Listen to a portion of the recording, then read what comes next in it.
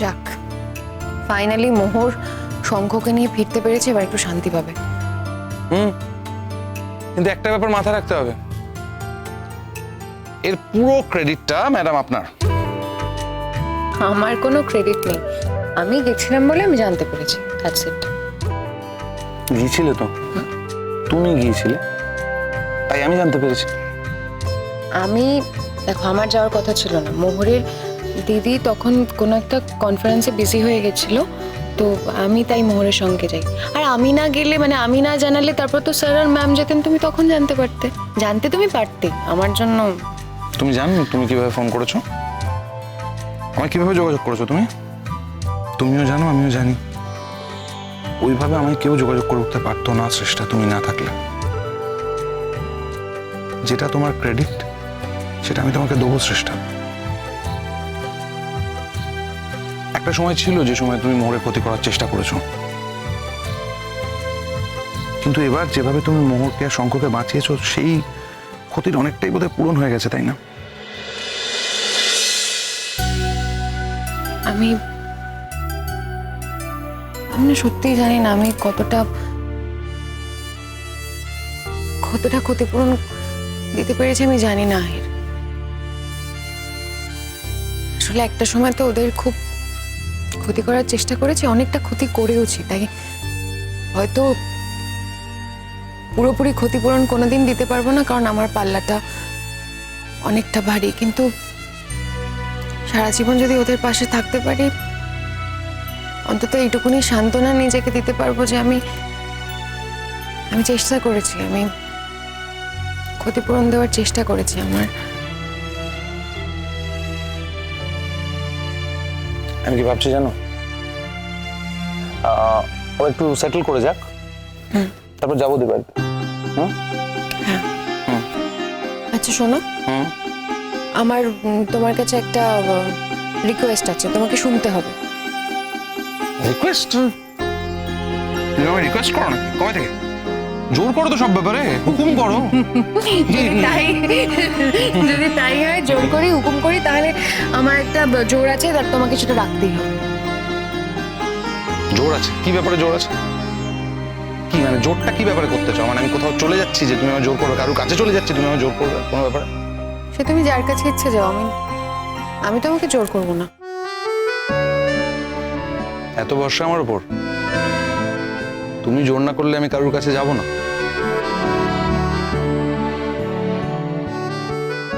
ভরসা করা ছাড়া আর কি কোনো উপায় আছে? তাই মন থেকে বলছো? উফ, আমি অন্য একটা কথা বলছিলাম মাহির, তুমি আমাকে একদম গুলিয়ে দিচ্ছ সেটা। আমি অন্য প্রসঙ্গে কথা বলছিলাম।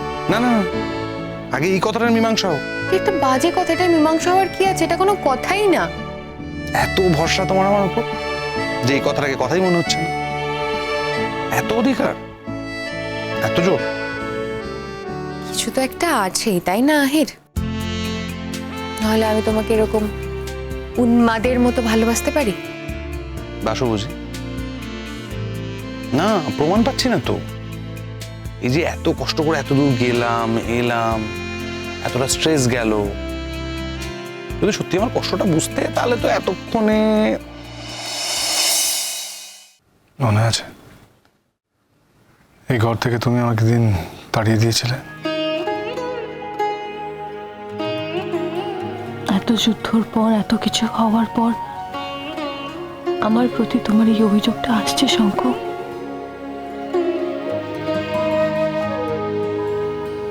না,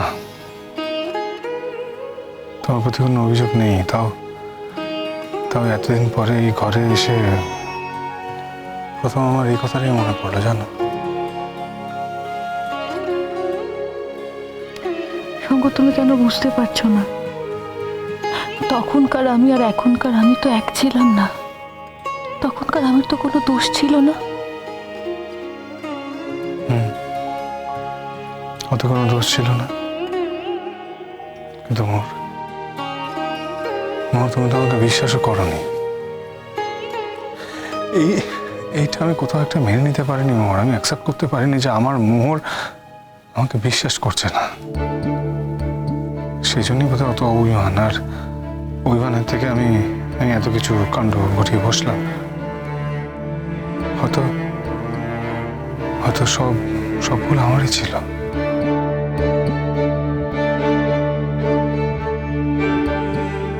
এখন আমি কোনো ভুল ঠিকের কথা বলতে চাই না শঙ্কর।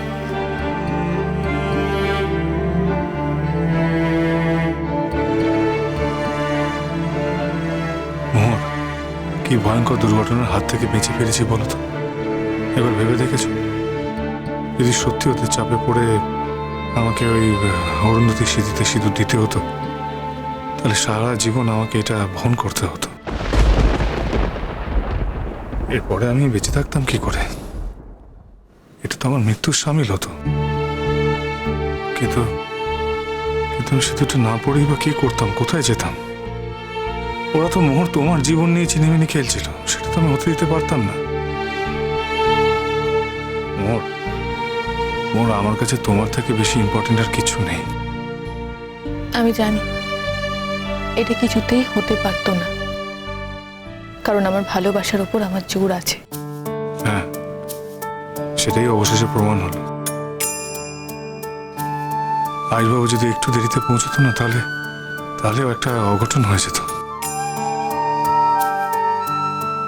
মিথ্যে হলেও আমি ওই মিথ্যে কাজটা করতে চাইনি মোর। আমি জানি শঙ্খ, আমাদের তখন কি হেল্পলেস লাগছিল না, তোমাকে আমি বুঝিয়ে বলতে পারবো না। বুঝতে পেরেছি। আর কখনো আমার ভুল বুঝবে তুমি? আমি যতই তোমাকে প্রমিস করি, আমাদের জার্নিটা এরম। সারা জীবন ধরে তুমি আমায় ভুল বুঝে যাবে, আর আমিও তোমায় সারা জীবন ধরে ভুল বুঝে যাব। আর এই ভুল বোঝাবুঝির মধ্যে দিয়েই আমাদের ভালোবাসা আরো আরো গভীর হবে, 1000 গুণ বেশি। শোনো না, বলছি কাছে এসো, আর দূরে ভালো লাগছে না। কাছে তো গিয়েছিলাম, ফিরিয়ে তো দিয়েছিলে।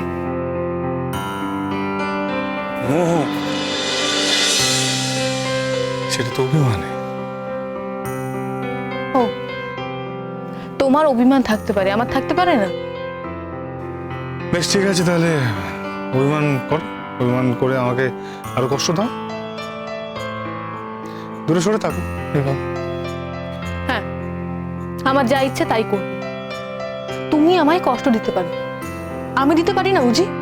আমি কষ্ট দিচ্ছি তোমাকে?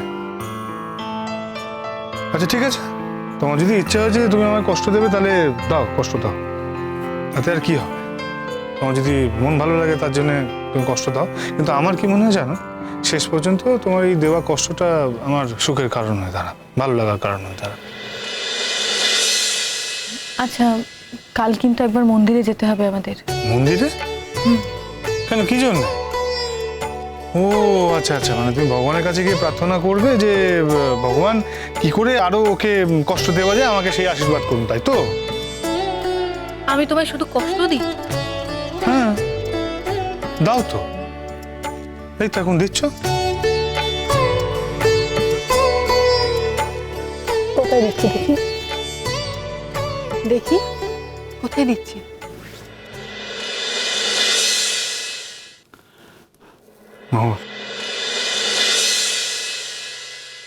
মোরা কখনো আমাকে ভুলে যাও না, কখনো আমাকে ছেড়েও থেকো না। মোরা কখনো আমার কাছ থেকে চলে যাও না। আমি না থাকতে পারি না, দিশাহারা হয়ে পড়ি, আমার খুব কষ্ট হয়। আমি একদম থাকতে পারি না, একদম না। আমি থাকতে পারি বুঝি?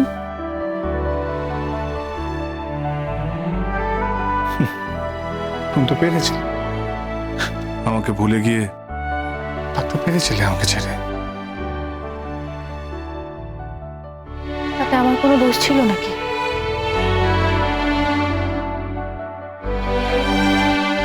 কি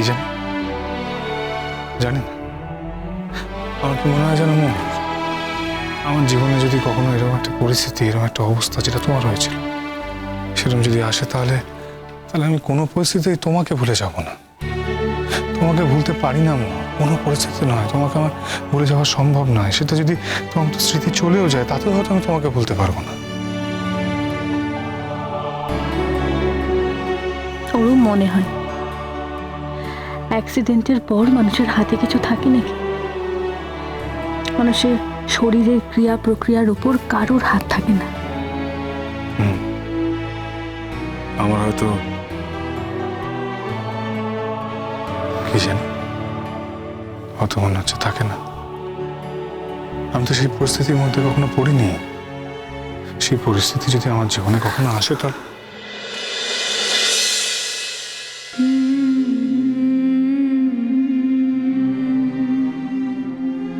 কি হলো? এসব কথা আর বলবে না। কোনো নেগেটিভ কথা আমি আর শুনতে চাই না। নেগেটিভ কথা কোথায় বলছি? এটাই তো সব থেকে বড় পজিটিভ কথা।